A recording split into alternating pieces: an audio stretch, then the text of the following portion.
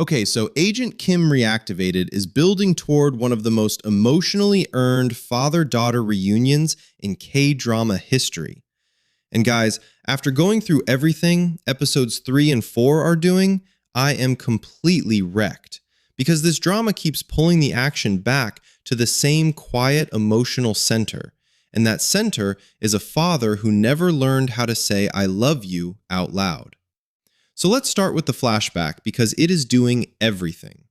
5 months earlier, Min-ji asks for a new phone and Kim says no, and she pulls away. And that same night, he had already bought the phone and a heart-shaped keychain. And guys, that gap between what he feels and what he can express is the entire tragedy of their relationship in a single scene.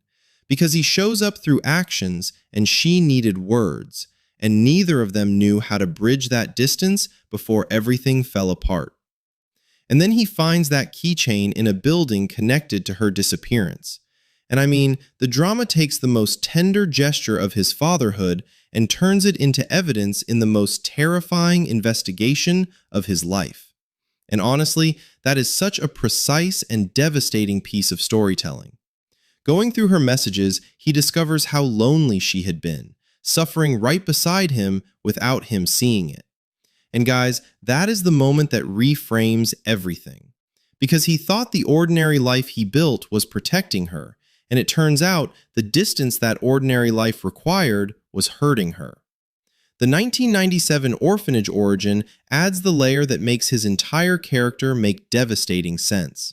He was weaponized from childhood, never given a choice about what he became. And his desperate attempt to give Min-ji a normal upbringing is him trying to give his daughter everything that was taken from him before he was old enough to fight back.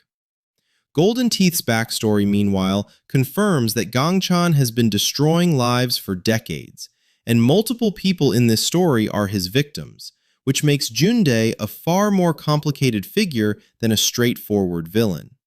And then, Min-ji is alive. I'll see you in the next one.